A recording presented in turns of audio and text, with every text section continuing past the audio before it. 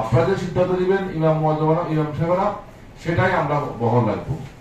ইমাম সাহেবের চেয়ে বড় সিদ্ধান্ত নেওয়ার এই সমাজে আর আমি কারো মনে করি না।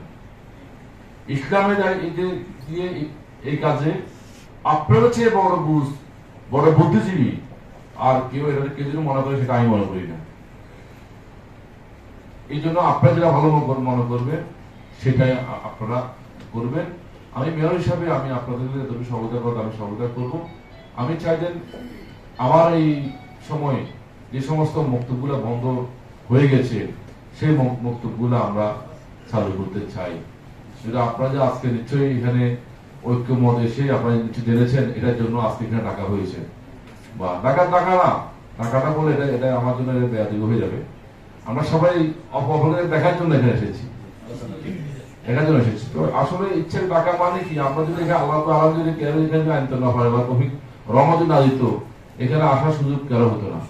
হয়তো পথে আমি একটা অ্যাক্সিডেন্ট হয়ে যেত, দুর্ঘটনা হয়েছে বা কারণ হয়ে যেত, কিন্তু আল্লাহ সবাইকে ভালো একটা কাজের জন্য সবাইকে রহমত দিয়ে সুস্থভাবে এনেছে।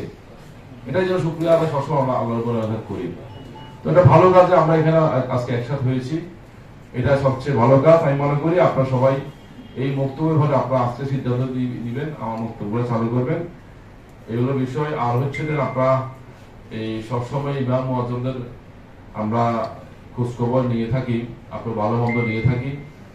আমরা যতদিন পর্যন্ত আমরা মেয়র আছে বা মেয়র থাকি, কিন্তু আপনাদের ইমাম মুয়াজ্জমদের একটা সম্পর্ক হয়ে গেছে, আপনার সাথে সম্পর্ক হয়ে গেছে, সবসময় আমি আপনাদের যোগাযোগ থাকবে, থাকবে। আমি মাঝে মাঝে আমাদের সাহেব উনি ভাই আসে, আমি খোঁজ খবর নিই।